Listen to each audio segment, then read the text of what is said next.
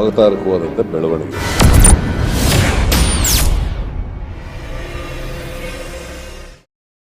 ಈಗ ತಾನೇ ರವಿಕುಮಾರ್ ಅವರು ಹೇಳಿದ್ರು, ಚಿತ್ರದುರ್ಗದಲ್ಲಿ ಮದಕರಿ ನಾಯಕ ವಂಶಸ್ಥರನ್ನ 25,000 ಜನರನ್ನ ಮತಾಂತರ ಮಾಡಿದಾರೆ, ನಾಶ ಮಾಡಿದಾರೆ ಅಂತ ಹೇಳಿದ್ರು. ನಾನು ಕೂಡ ಮದಕರಿ ನಾಯಕನ ವಂಶಸ್ಥನೇ, ನಾಯಕರ ಕುಲದಲ್ಲಿ ಹುಟ್ಟಿ ಬಂದಿರತಕ್ಕಂಥವನು. ಟಿಪ್ಪು ಅಲ್ಲಿ ಯಾವುದೇ ರೀತಿ ಮತಾಂತರ ಮಾಡಿದ ಉದಾಹರಣೆಗಳಿಲ್ಲ, ನಾಶ ಮಾಡಿದ ಉದಾಹರಣೆಗಳಿಲ್ಲ. ಟಿಪ್ಪು ಸುಲ್ತಾನ್ ಮದಕರಿ ನಾಯಕ ಹೈದರಾಲಿ ಅವರು ಸ್ನೇಹಿತರಾಗಿದ್ದರು ಮೊದಲು. ನಂತರ ಭಿನ್ನಾಭಿಪ್ರಾಯ ಬಂದಾಗ ಯುದ್ಧ ನಡೆದಿದೆ. ಯುದ್ಧ ನಡೆದಾಗ ಇತಿಹಾಸದಲ್ಲಿ ಅವರವ್ರ ಸಾಮ್ರಾಜ್ಯ ರಕ್ಷಣೆಗೆ ಅವರು ಯುದ್ಧ ಮಾಡೋದು ಸಹಜ ಒಂದು ರೀತಿ. ಇನ್ನೊಂದು ರೀತಿಯಲ್ಲಿ ಟಿಪ್ಪು ಸುಲ್ತಾನು ಹಿಂದೂಗಳ ವಿರೋಧಿ ಆಗಿದ್ದ ಅಂತ ಹೇಳ್ತಾರೆ. ಶೃಂಗೇರಿನಲ್ಲಿ ಶಾರದಾ ಪೀಠವನ್ನು ಮರಾಠರು ಧ್ವಂಸ ಮಾಡಿದಾಗ ಆ ಶೃಂಗೇರಿ ಶಾರದಾ ಪೀಠವನ್ನು ಪುನರ್ಜೀವನ ಮಾಡೋದು ಟಿಪ್ಪು ಸುಲ್ತಾನರು. ಮತ್ತು ಅಷ್ಟೇ ಯಾಕೆ, ಕಾವೇರಿ ಅಣೆಕಟ್ಟೆಗೆ ನೀಲನಕ್ಷೆ ಸಿದ್ಧಪಡಿಸಿದ್ದು ಕೂಡ ಟಿಪ್ಪು ಸುಲ್ತಾನ್ರೆ. ಇವರೆಲ್ಲ ಕೂಡ ಕನ್ನಡದ ಬಗ್ಗೆ ಮತ್ತು ರಾಜ್ಯದ ಬಗ್ಗೆ ಬರೆದಿದ್ದು ಟಿಪ್ಪು ಸುಲ್ತಾನೆ. ಅವಾಗ ಅದು ನೀವಿರ್ಬೋದು. ಒಂದು ಇವತ್ತು ರಾಜಕಾರಣಕ್ಕೋಸ್ಕರ ಅದು ಇತಿಹಾಸದಲ್ಲಿದೆ. ಇವತ್ತು ರಾಜಕಾರಣಕ್ಕೋಸ್ಕರ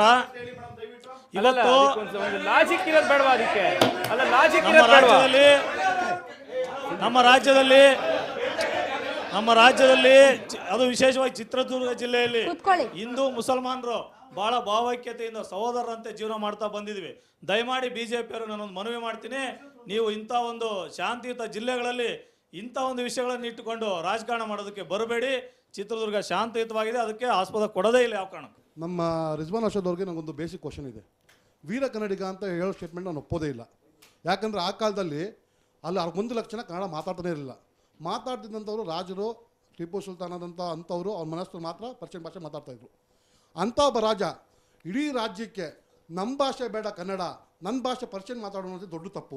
ಅವನಿಗೆ ಕನ್ನಡಿಗ ಅಂತ ನಾವು ಒಂದು ಹುದ್ದೆ ಕೊಡೋದಕ್ಕೆ ಸಾಧ್ಯನೇ ಇಲ್ಲ. ಇನ್ನೊಂದು ನಮ್ಮ ರಂಗೇಗೌಡರಿಗೆ ಒಂದು ಕ್ವಶನ್ ಇದೆ. ನೀವು ನಿಮ್ಮ ಪುಸ್ತಕದ ಮೇಲೆ ಹಾಕಿರುವಂಥ ಒಂದು ಟಿಪ್ಪು ಸುಲ್ತಾನ್ ಫೋಟೋ ಇದೆಯಲ್ಲ, ಈ ಫೋಟೋ ಅವನದೇ ಅಂತ ನಾವು ಪ್ರೂವ್ ಮಾಡೋಕ್ಕಾಗೋದೇ ಇಲ್ಲ. ರೆಕಾರ್ಡೆಡ್ ಫೋಟೋನೇ ಇಲ್ಲ ಒಂದು. ಇವೆರಡು ಸತ್ಯ.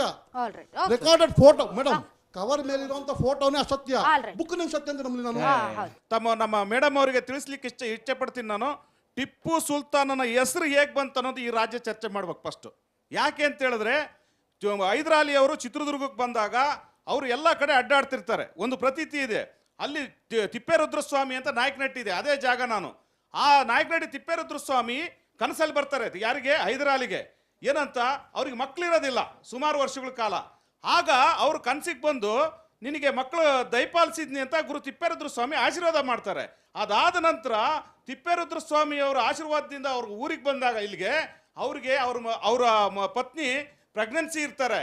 ಅಂದರೆ ಅಲ್ಲಿಗೆ ಅವರಿಗೆ ಮನನ ಆಗ್ತತೆ ಹೈದರಾಲಿ ಸಾಹೇಬ್ರಿಗೆ, ಇದು ನಮ್ಮ ತಿಪ್ಪೇರುದ್ರಸ್ವಾಮಿ ಆಶೀರ್ವಾದದಿಂದ ಟಿಪ್ಪು ಹುಟ್ಟಿದ್ದಾರೆ.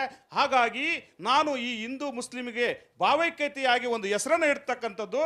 ಅದು ಏನಪ್ಪ ಅಂತ ಹೇಳಿದ್ರೆ, ಟಿಪ್ಪು ಪ್ಲಸ್ ಸುಲ್ತಾನ್, ಅಂದ್ರೆ ಮುಸ್ಲಿಮ್ದು ಸುಲ್ತಾನು, ಹಿಂದೂ ಟಿಪ್ಪು. ಅಲ್ಲಿಗೆ ಟಿಪ್ಪು ಸುಲ್ತಾನನ್ನ ಹೆಸರಿಡ್ತು. ಇದು ಕ್ರಮೇಣ ಅವಾಗ ಇಂಗ್ಲಿಷ್ನಲ್ಲಿ ಟಿ ಅಂತ ಇರೋದ್ರಿಂದ ಇದು ಟಿಪ್ಪು ಸುಲ್ತಾನ್ ಅನ್ನ ಒಂದು ಪ್ರತೀತಿ ಕರ್ನಾಟಕ ರಾಜ್ಯಾದ್ಯಂತ ಬರುತ್ತೆ. ಅಂದ್ರೆ ನಾನು ಹೇಳಕ್ ಇಷ್ಟಪಡ್ತಾ ಇದ್ದೀನಿ ಸ್ನೇಹಿತರಿಗೆ, ನಮ್ಮ ರವಿಕುಮಾರ್ ಅವರಿಗೆ, ಟಿಪ್ಪು ಸುಲ್ತಾನರ ಭಾವೈಕ್ಯ ಹಿಂದೂ ಭಾವೈಕ್ಯತೆಯ ಸಂಕೇತನೆ ಟಿಪ್ಪು ಸುಲ್ತಾನ್. ಇಂಥ ಒಂದು ಟಿಪ್ಪು ಸುಲ್ತಾನ್ ಜಯಂತಿಯನ್ನ ಕರ್ನಾಟಕ ರಾಜ್ಯದಲ್ಲಿ ಹಿಂದೂ ಮುಸ್ಲಿಮರು ಭಾವೈಕ್ಯತೆಯಿಂದ ಏಕೈಕ ಉದ್ದೇಶದಿಂದ ಸಿದ್ದರಾಮಯ್ಯನವರು ಹಿಂದೂ ಮುಸ್ಲಿಮರ ಶಾಂತಿಯಾಗಿರ್ಬೇಕನ್ನೋ ಉದ್ದೇಶದಿಂದ ಮಾಡಿದ್ದಾರೆ.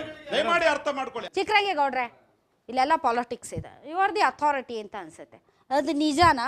ತಿಪ್ಪೇರುದ್ರ ಸ್ವಾಮಿ, ಟಿಪ್ಪು ಇದೆಲ್ಲ ಈಗ ಗೆಜೆಟಿಯರ್ ಪ್ರಕಾರ ಹೈದರಾಲಿ ಅವರು ಹುಟ್ಟಿದ್ದು 1720-22, 2 ವರ್ಷ ವ್ಯತ್ಯಾಸ ಇದೆ. ಕೋಲಾರದ ಬೋದಿಕೋಟೆನಲ್ಲಿ. ಅವ್ರ ತಂದೆ ಫತೇ ಮಹಮ್ಮದ್ ಅಂತ, ಅವರು ಕೋಲಾರದಲ್ಲಿ ಹುಟ್ಟಿದ್ದು. ಅವ್ರ ತಂದೆ ಮಹಮ್ಮದ್ ಅಲಿ ಅಂತ ಬಿಜಾಪುರದಲ್ಲಿ ಹುಟ್ಟಿದ್ದು. ಅಂದರೆ 4 ತಲೆಮಾರು ಟಿಪ್ಪು ಸುಲ್ತಾನ್ಗೆ ಹೋಲಿಸಿದ್ರೆ 4 ತಲೆಮಾರು ಕರ್ನಾಟಕದಲ್ಲೇ ಹುಟ್ಟಿದ್ದು. ಈಗ ಅವ್ರನ್ನ ಕನ್ನಡಿಗರು ಅಂತ ಪರಿಗಣಿಸಬೇಕಾಗುತ್ತೆ. ಒಂದು. ಎರಡನೇದು ಟಿಪ್ಪು ಸುಲ್ತಾನ್ ಹುಟ್ಟಿದ್ದು 1750 ನವೆಂಬರ್ 10. ಆಗ ಹೈದರಾಲಿ ಯಾವುದೇ ಪವರ್ನಲ್ಲಿರಲಿಲ್ಲ.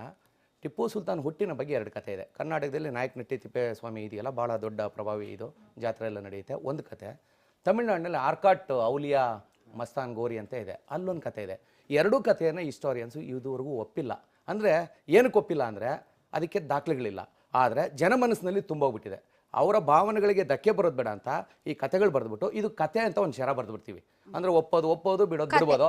ನಾಳೆ ಯಾರಾದರೂ ಒಂದು ನಿಮಿಷ ನಾಳೆ ಯಾರಾದರೂ ಬಂದು ಕೇಳಿದ್ರೆ ಇದಕ್ಕೆ ಒಂದು ನಿಮಿಷ. ಇನ್ನೊಂದು ನನ್ನ ಸ್ನೇಹಿತರು ಭಾಳ ಅದ್ಭುತವಾಗಿ ಒಂದು ಪ್ರಶ್ನೆನ ಎತ್ತಿದ್ರು. ಆ ಫೋಟೋ ಇದೆಯಲ್ಲ, ಒಂದು ನಿಮಿಷ, ಆ ಫೋಟೋ ಇದೆಯಲ್ಲ, ಖಂಡಿತ ಅದು ಒರಿಜಿನಲ್ ಅಲ್ಲ. ಯಾಕೆಂದ್ರೆ ಟಿಪ್ಪು ಸುಲ್ತಾನ್ ಹುತಾತ್ಮರಾಗಿದ್ದು 1799 ಮೇ 4, ಕ್ಯಾಮ್ರಾ ಕಂಡಿದ್ದು 1813ರಲ್ಲಿ. ಇದು ವಾಟ್ಸಪ್ಪಲ್ಲಿ ನಿಮ್ಗೆ ಹೇಳ್ಬೇಕು, ಇಂಟರ್ನೆಟಲ್ಲಿ ನೋಡ್ಕೊಳ್ಳಿ. ಟಿಪ್ಪು ಸುಲ್ತಾನ್ ಇದ್ದಾಗ ಕ್ಯಾಮ್ರಾ ಇರಲಿಲ್ಲ. ಒಂದು ವೇಳೆ ಕ್ಯಾಮ್ರಾ ಇದ್ದಿದ್ರು ಕೂಡ ಫೋಟೋ ತೆಗಿತಾ ಇರಲಿಲ್ಲ. ಇಸ್ಲಾಮಲ್ಲಿ ಒಂದು ಇದಿದೆ ಕೃತಿ, ಇದು ಮುಖ ಛಾಯಾಚಿತ್ರ ಬರಬಾರ್ದು ಅಂತ. ಆದರೆ ಬ್ರಿಟಿಷರು ಕೆಲವು ಇದನ್ನು ರೇಖಾಚಿತ್ರ ಮತ್ತು ಬಣ್ಣದ ನಮ್ಮ ರವಿವರ್ಮ ಕುಮಾರ್ ಬರೆದಿದ್ದಾರಲ್ಲ ಆ ಥರ ಬರೆದಿದ್ದಾರೆ. ಅದನ್ನೇ ನಾವು ನಿಜ ಅಂತೇಳಿ ನಾವೆಲ್ಲ ನಂಬ್ಕೊಂಡಿದ್ದೀವಿ. ಆ ನಿಜ ಅದು ಸುಳ್ಳಾಗಿದ್ರೆ ಸುಳ್ಳನ್ನ ಪ್ರಕಟಿಸಿದರೆ ಬಿಜೆಪಿ ಸರ್ಕಾರ ಅಂತ ಅವ್ರು ಹೇಳೋದಾದ್ರೆ ಅಲ್ಲಲ್ಲ ಒಂದು ಭಾವಚಿತ್ರಗಳ ಬಗ್ಗೆ ಈಗ ಯಾರ್ದು ಇದಿಲ್ಲ. ಇಲ್ಲ ಹೇಳಿದ್ರು ಕಣ್ಣಿಗೆ ಕಾಣದ ದೇವರುಗಳನ್ನ ಯಾವ್ದಾವ್ದೋ ರೇಖಾಚಿತ್ರಗಳಲ್ಲಿ ಪೂಜಿಸ್ತೀವಿ ನಾವು. ಆ ದೇವರು ಅಂತ ಪೂಜಿಸ್ತೀವಿ, ಕೈ ಮುಗಿತೀವಿ. ಅದು ಒರಿಜಿನಲ್ ಸ್ಟಿಲ್ ಫೋಟೋಗ್ರಫಿ ಅಲ್ಲ. ಸ್ಟಿಲ್ ಫೋಟೋಗ್ರಫಿ ಅಲ್ಲ. ರಿಜ್ವಾನ್ ಅವರೇ, ಟಿಪ್ಪು ಸುಲ್ತಾನ್ ಜಯಂತಿಯನ್ನು ಆಚರಿಸೋದರ ಮೂಲಕ ಕಾಂಗ್ರೆಸ್ ಮುಸ್ಲಿಮರ ವೋಟ್ ಬ್ಯಾಂಕ್ಗೆ ಕೈ ಹಾಕ್ತಾ ಇದೆ. ಇಟ್ಸ್ ಪಕ್ಕಾ ಪಾಲಿಟಿಕ್ಸ್ ಅಷ್ಟೇ, ಮತ್ತೇನು ಇಲ್ಲ. ಹಂಗಾದ್ರೆ ಗಾಂಧೀಜಿಯವರ ಜಯಂತಿ ಆಚರಣೆ ಯಾಕೆ ಮಾಡಿ ಗಾಂಧೀಜಿಯನ್ನು ಕಾಂಗ್ರೆಸ್ ಗುತ್ತಿಗೆ ಪಡೆದಿದೆಯಾ? ಒಂದು ಕ್ವಶನ್ ಕೇಳಿದ್ರಿ, ಪ್ರಶ್ನೆ ಕೇಳಿದ್ರಿ, ಉತ್ತರ ಕೊಡ್ಬೇಕಲ್ಲ. ಗಾಂಧೀಜಿಯ ಜಯಂತಿ ಮೂಲಕ ಬನಿಯರಿಗೆ ಹೋಲ್ಸಕ್ ಗಾಂಧೀಜಿಯ ಜಯಂತಿ ಮಾಡ್ತಾ ಇದೀವ ನಾವು? ಇಲ್ವಲ್ಲ. ಇಡೀ ರಾಷ್ಟ್ರಕ್ಕೆ ಹಂಗೆ ಟಿಪ್ಪು ಸುಲ್ತಾನ್ ಇಡೀ ರಾಷ್ಟ್ರಕ್ಕೆ ಇವರು ಒಂದು ಇದು ಹೇಳಿದ್ರು, ಏನು 70,000 ಕೂರ್ಗಿಸ್ನ ಇಡೀ ರಾಷ್ಟ್ರಕ್ಕೆ, ಒಂದ್ ನಿಮಿಷ, ಇಡೀ ರಾಷ್ಟ್ರಕ್ಕೆ ಅಂತ ತಾವು ಹೇಳ್ತಾರೆ, ಇಡೀ ರಾಜ್ಯಕ್ಕೆ ಆಗ್ಲಿ. ಇಡೀ ರಾಜ್ಯಕ್ಕೆ ನಾನು ಒಂದು ಕ್ಲಾರಿಫಿಕೇಶನ್, ಅವರು ರವಿಕುಮಾರ್ ಅವರು ಮಾತಾಡಿದಾಗ ಹೇಳಿದ್ರು 70,000 ಕೂರ್ಗಿಯನ್ನು ಕೊಂದ್ರು ಅಂತ. 70-80,000 ಎಷ್ಟೋ ಹೇಳ್ತಾರೆ. ಇವತ್ತಿನ ಸೆನ್ಸಸ್ 2011 ಸೆನ್ಸಸ್ ಪ್ರಕಾರ ಕೂರ್ಗಿನ ಪಾಪ್ಯುಲೇಷನ್ 5,54,519, 5.5 ಲಕ್ಷ. ಇವತ್ತಿಗೆ 250 ವರ್ಷದ ಹಿಂದೆ ಕೂರ್ಗಿನ ಪಾಪ್ಯುಲೇಷನ್ ಏನು, ಎಷ್ಟು ಸಾವಿರ ಜನ ಕೊಂದರು, ಏನು ಹೇಳ್ತಾ ಹೋಗೋಕ್ಕೆ ಒಂದು ಲಿಮಿಟ್ ಇಲ್ಲ ಮೇಡಮ್. ಅದಕ್ಕೆ ಇತಿಹಾಸದ ದಾಖಲೆಗಳಿರಬೇಕು. ಈಗ 8,000 ದೇವಾಲಯಕ್ಕೆ ಧ್ವಂಸ ಮಾಡಿದ್ರು ಅಂತ ಇವರು ರವಿಕುಮಾರ್ ಅವರು ಹೇಳಿದರು. ಈಗ ಚಾಮರಾಜಪೇಟೆಗೆ ಹೋದರೆ ಟಿಪ್ಪುವಿನ ಒಂದು ಮಹಲ್ ಇದೆ ಮೇಡಮ್, ಪ್ಯಾಲೇಸ್, ಅರಮನೆ. ಅದ್ರ ಪಕ್ಕ ವೆಂಕಟರಮಣ ಸ್ವಾಮಿ ದೇವಸ್ಥಾನ ಇವತ್ತು ಕೂಡ ಇದೆ, ಅವತ್ತಿಲ್ಲ ಇವತ್ತು ಕೂಡ ಇದೆ. ಶ್ರೀರಂಗಪಟ್ಟಣ ದೇವಸ್ಥಾನ, ಶ್ರೀರಂಗಪಟ್ಟಣಕ್ಕೆ ಹೋದರೆ ಲಾಲ್ ಮಹಲ್ ಅಂತ ಟಿಪ್ಪು ಕಟ್ಟಿದ ಅರಮನೆ, ಅದ್ರ ಪಕ್ಕದ ಗೋಡೆ ಶ್ರೀ ಗಂಗಾಧೇಶ್ವರ ಗುಡಿ ಇವತ್ತು ಕೂಡ ಇದೆ. ಈಗ ನಮ್ಮ ಯಾರೋ ಸ್ನೇಹಿತ ಹೇಳಿದ್ದು ಇದಕ್ಕೆ ಯಾರಿಗೆ, ಶೃಂಗೇರಿ ಮಠಕ್ಕೆ, ಅವರು ಇದು ಹೇಳ್ತಾರೆ, ನೀವು ಸ್ವಾಮೀಜಿ ಎಲ್ಲ ನೀವು ಜಗದ್ಗುರು ಅಂತ.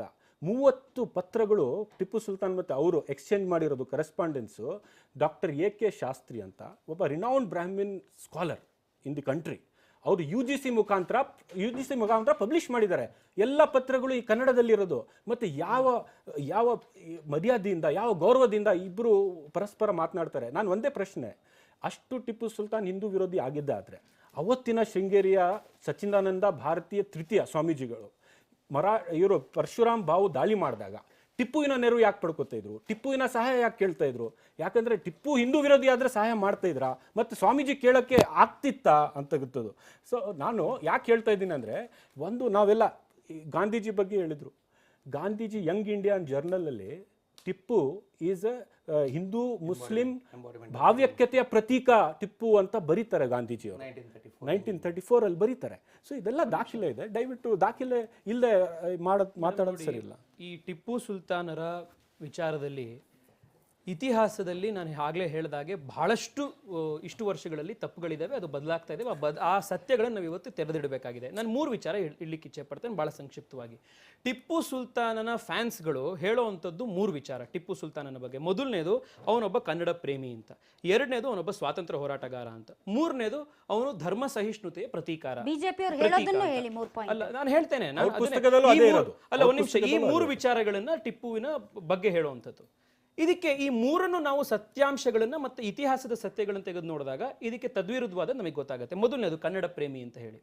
ಟಿಪ್ಪು ನಿಜವಾಗ್ಲೂ ಕನ್ನಡ ಪ್ರೇಮಿ ಆಗಿದ್ದಿದ್ರೆ ತನ್ನ ರಾಜ್ಯದಲ್ಲಿ ಕನ್ನಡವನ್ನು ಬಿಟ್ಟು ಪರ್ಷಿಯನ್ ಭಾಷೆಯನ್ನ, ಫಾರ್ಸಿ ಭಾಷೆಯನ್ನ ಯಾಕೆ ಹೇರದ? ಒಂದು ನಿಮಿಷ ಆಯ್ತಾ. ಅದರ ಸಂಕೇತ ಇವತ್ತಿಗೂ ನಮಗಿದೆ. ಇವತ್ತು ನೀವು ನಮ್ಮ ರೆವೆನ್ಯೂ ರೆಕಾರ್ಡ್ಸಿಗೆ ಹೋಗಿ, ಖಾತಾ, ಪಹಣಿ, ದರ್ಖಾಸ್ತು, ಬಗರ್ ಹುಕುಮು, ಇವೆಲ್ಲವೂ ಪದಗಳು ಫಾರ್ಸಿ ಭಾಷೆಯಿಂದ ಟಿಪ್ಪುವಿನ ಆಡಳಿತದ ಪಳವುಳಿಯಾಗಿ ಇವತ್ತು ನಮಗೆ ಬಂದಿದೆ.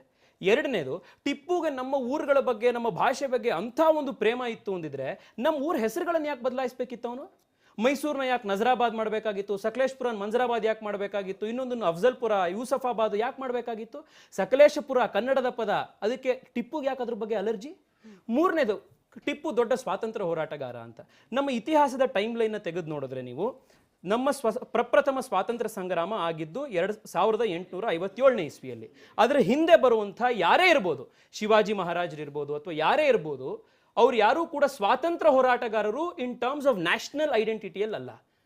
ನಾವು ಸ್ವಾತಂತ್ರ್ಯ ಹೋರಾಟಗಾರರನ್ನ ಇಂಡಿಯಾಗೆ ಫ್ರೀಡಮ್ ಫೈಟರ್ ಅಂತ ಕನ್ಸಿಡರ್ ಮಾಡಿದ್ದು 1857 ನಂತರ ಮಾತ್ರ. ಬ್ರಿಟಿಷರ ವಿರುದ್ಧ ಹೋರಾಟ ಮಾಡ್ಬಿಟ್ಟ ಅನ್ನೋ ಒಂದೇ ಒಂದು ಕಾರಣಕ್ಕೆ ಅವರು ಸ್ವಾತಂತ್ರ್ಯ ಹೋರಾಟಗಾರ ಹೇಗಾಗಕ್ಕೆ ಸಾಧ್ಯ? ಯಾಕೆ ಅಂತಂದ್ರೆ ಟಿಪ್ಪು ಬ್ರಿಟಿಷರ ವಿರುದ್ಧ ಮಾತ್ರ ಹೋರಾಟ ಮಾಡಿರಲಿಲ್ಲ, ಬ್ರಿಟಿಷರ ಜೊತೆಗೂ ಒಂದ್ ಕಡೆ ಹೋರಾಟ ಮಾಡ್ತಿದ್ದ, ಮತ್ತೊಂದು ಕಡೆ ನಮ್ಮ ಮರಾಠರ ಜೊತೆ ಹೋರಾಟ ಮಾಡ್ತಿದ್ದ, ಮತ್ತೊಂದು ಕಡೆ ನಮ್ಮ ಕೊಡವರು, ಮತ್ತೊಂದು ಕಡೆ ಕೇರಳದವ್ರ ಮೇಲೆ ಹೋರಾಟ ಮಾಡ್ತಿದ್ದ, ನಿಜಾಮರ ವಿರುದ್ಧ ಹೋರಾಟ ಮಾಡಿದ್ದ, ನಿಜಾಮರ ವಿರುದ್ಧ ಹೋರಾಟ ಮಾಡಿದ್ದ. ಹಾಗೆ ಅವನ ಸ್ವಂತ ರಾಜ್ಯವನ್ನ ಕಾಪಾಡ್ಕೊಳ್ಳಿಕ್ಕೆ ಎಲ್ಲರ ಮೇಲೂ ಹೋರಾಟ ಮಾಡಿದ್ದ. ದೇಶದ ಪರಿಕಲ್ಪನೆಯೇ ಇರಲಿಲ್ಲ. ಎರಡನೇದು, ಒಂದ್ ನಿಮಿಷ ಆದ್ರಿಂದ ಮೊದಲನೇದು. ಎರಡನೇದು, ದೇಶದ ಬಗ್ಗೆ ಹೋರಾಟ ಮಾಡ್ತಿರುವಂತ ಸ್ವಾತಂತ್ರ್ಯ ಹೋರಾಟಗಾರನಾದಂತ ಶ್ರೀಮಾನ್ ಟಿಪ್ಪು ಸುಲ್ತಾನ್ರು ನಮ್ಮ ದೇಶದ ಸ್ವಾತಂತ್ರ್ಯಕ್ಕೋಸ್ಕರ ನೀವು ಹೋರಾಟ ಮಾಡಿ ಬನ್ನಿ ಅಂತ ಹೇಳಿ ಪತ್ರವನ್ನ ಬರೀತಾರೆ. ಯಾರಿಗೆ? ಫ್ರೆಂಚ್ ನೆಪೋಲಿಯನ್ಗೆ ಬರೀತಾರೆ. ಅಫ್ಘಾನ ಜಮನ್ ಶಾಗ್ ಬರೆದು ನಮ್ ಸ್ವಾತಂತ್ರ್ಯ ಹೋರಾಟಕ್ಕೆ ಸಹಾಯ ಮಾಡಿ ಅಂತ ಕೇಳೋದಿಲ್ಲ. ಭಾರತದ ಮೇಲೆ ಜಿಹಾದ್ ಮಾಡೋಣ, ಜಿಹಾದ್ ಮಾಡಿದ ಮೇಲೆ ಭಾರತವನ್ನ ನಾವು ಹಂಚ್ಕೊಳ್ಳೋಣ ಅಂತ ಬರೀತಾರೆ.